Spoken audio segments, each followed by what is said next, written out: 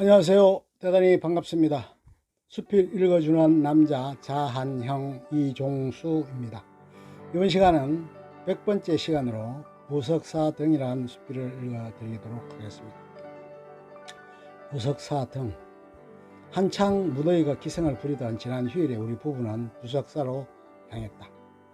거의 1시간여가 소요되었다. 아무런 준비도 없이 길을 나섰던 터라 대략 난감하기 그지없었다.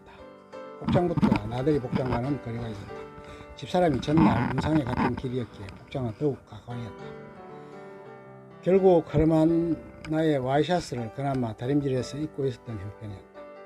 일단 시장통에라도 들러 간편복을 싸야 했는데 그것도 쉽지 않았다.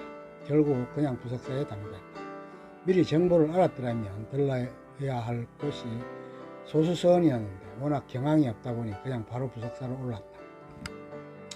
가는 길 국도는 한산하기 그지없었고 한여름의 정취를 느낄 수 있었다. 입장권을 끊고 입장을 했다. 하필 지갑을 놓고 오는 바람에 모든 계산과 비용 부담은 집사람의 몫이었다. 일단 들어서자마자 문화재 해설사가 설명해 주었다. 부석사의 서창을 바라보라는 것이다. 그 사찰의 내부로 보니 5분의 부처님이 앉아 계셨다. 오로지 지금 서 있는 곳에서만 관측이 된다는 설명이었다. 사명대사의 얘기도 있었다. 사찰 정원에는 항상 그렇듯이 온갖 꽃들이 난만해 있는 상황이었다. 안쪽 편에는 능소화가 흐드러지게 피어 있기도 했고 최고의 목조 건물이라는 것만 알았는데 그 옆에는 큰 바위도 부석이란 안각이 된 채로 건엄하게 자리 잡고 있었다. 그것에는 설화가 있었다. 부석사를 세운 이는 어상대사였다. 최초 우리나라에 화엄정을 개창하였고 수없이 많은 절을 지었었고 부지기수의 제자도 길러내었단다. 그는 원효와 더불어 대표적인 고성에 속했다. 중국의 불교를 더욱 공부하기 위해 길을 떠났었다. 처음에는 도적으로 몰려 공업을 치르기도 했었다. 두 번째에 또 원효와 같이 갔었는데 해골 바가지의 물로 인해 원효는 그대로 귀국하고 어상 홀로 중국으로 유학을 했다.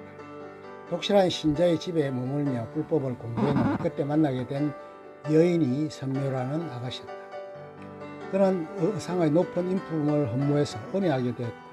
그리고 어상은 그녀의 뜻을 받아들일 수가 없었다. 10년의 공부를 마치고 어상은 귀국하게 되었다. 배에 떠나는 상황에서 선묘 아가씨는 그를 위해 만든 법복을 배로 던졌고 어상은 그것을 받았다. 결국 선묘는 그를 보호하기 위해 바다로 뛰어들어 용이 되었다. 그리고 그 용은 어상이 탄 배를 수호하게 되고 무사히 신라에 당도하게 되었다.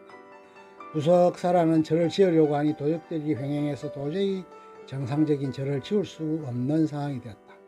그러자 용이 나타나 바위를 들었다 놨다를 열을 뻔했다. 그러자 도적들이 호미백산에서 도망가게 되었다. 이후 손드럽게 절의 건축이 이루어질 수 있었다. 그 후 부석사에는 부석이 자리를 잡게 되었고 성룡의 흔적도 있어 불상이 위치한 곳 아래쪽에 용의 머리가, 석등이 있는 쪽에는 용의 꼬리가 묻혔다. 부석사의 아래쪽에는 박물관도 위치해 있어 부석사를 발굴하는 중에 출토된 문화재 정도 전시되어져 있고 사찰이 보존되었던 불화등도 전시되어져 퍼즐을 맞추기도 직접 해볼 수 있게 놓여져 있었다. 사찰을 내려오는 길에는 푸사가인 아오리를 팔고 있기도 했고 간간히 말린 나물류도 곁들여 팔고 있기도 했다. 부석사를 다 보고 난 우리는 다시 청량산의 청량사로 향했다. 그곳은 봉화군에 속해 있었다. 한창 심산 유곡을 더듬어 들어가야만 했다. 가파른 길을 한참 올라가고서야 사찰에 들어갈 수 있었다. 이곳은 어상대사와 원효대사가 창건한 절이라고 했다. 청량산에 구름다리가 놓여져 있었는데 당분간 통행을 할 수 없다는 안내 표지판이 붙여져 있었다. 가파른 길을 올라갈 때 목덜미에 땀이 비오듯 했다. 대웅전에 도착을 해서 보니 산세가 유려했고 전경이 더할 나위 없었다. 고려시대 홍건적 난이 있었을 때 공민왕이 노국공주와 피신을 이곳으로 왔다는 얘기도 있었다. 절의 유리보전이라는 현판을 공민왕의 친필로 남겨진 것이다 했다. 원효대사가 절을 창건할 때의 설화가 남아있었다. 어느 날 대사가 아랫마을에 내려갔더니 농부가 논을 가는데 소의 뿔이 셋이었다. 그런데 이 소가 농부의 말을 제대로 듣지 않는 것이었다. 그래서 농부에게 부탁을 했단다. 절의 공사를 하는데 꼭 소가 필요하니 제발 소를 공양해달라는 요청이었다. 농부는 어려운 형편이었지만 좋은 뜻을 받아들여 소를 절에 희사했던 것이다. 소는 절에 오니 성질이 양순해졌고 곧잘 어려운 일도 척척 해내고 절을 기공하는데 혁혁한 공헌을 세웠던 것이다. 그리고 그 소가 죽은 후 가지가 셋인 소나무가 자래가 되었고 우각삼송이라고 이름 불리우게 되었다. 일설에는 그 소는 관음보살상의 분신이라고도 했다.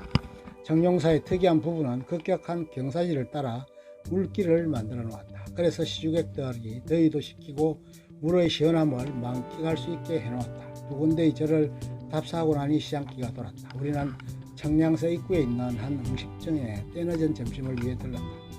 까치마을이라는 식당이었는데 상당히 이색적이었다. 문 안에 들었으니 온통 한바탕 쓰나미가 지나간 것처럼 여러가지 식탁 위의 음식들이 그대로 치워지지 않은 채 나뒹굴고 있었다. 주문을 했더니 상당한 시간이 소요될 테니 기다려달라고 얘기했다. 막간을 이용해 마당에 있는 눈요깃감들을 카메라에 담았다. 해바라기도 함초로이 피어져 있었고 한쪽 캔에는 하얀 토끼가 놀란 듯 빨간 눈동자를 크게 뜨고 있었다. 곧이어 음식이 나왔는데 상당히 정갈했고 맛이 담백했다. 송이덮밥과 더덕구이를 시켜서 맛있게 요기를 하고 옷을 나섰다. 이제는 목적지는 울진으로 향했다. 한참을 달리고 보니 불령 계곡이 나왔다. 설악산의 천불동 계곡만큼은 아니지만 그래도 얼망졸망하게 운치가 있어 보였다. 깊은 계곡의 아름드리 금강송등이 그 훌륭한 자태를 마음껏 뽐내고 있었다. 차를 멈추고 절경을 감상하고 갔으면 하였으나 그렇게 할 만한 여유를 갖지는 못했다. 집사람은 오늘 유숙할 숙소를 물색하느라 여념이 없었다. 그렇게 애타게 찾는 숙소는 영덕 강구항의 한 모텔이었다. 성수기인 탓에 가격도 턱없이 비쌌지만 달리 도리가 없었다. 울진을 거쳐 동해안을 따라 영덕 강구항까지 갔다. 6시 이후부터는 입실이 가능하다고 하니 좀 쉬었다 갈 필요가 있었다. 차를 해안가에 세워두고 바닷속에 발을 담궜다. 이제 석양이 지는 때였다. 잠깐 휴식을 취한 후 다시 강구항의 어시장으로 발길을 돌렸다. 그곳에서 회를 좀 뜨고 필요한 야채 등은 식당에서 사서 차에 실었다. 이제 필요한 것은 소주와 기타 필요물품이었다. 길가의 인근 편의점에 들러 필요한 것을 구입했다. 이제 만반의 준비가 된 셈이다.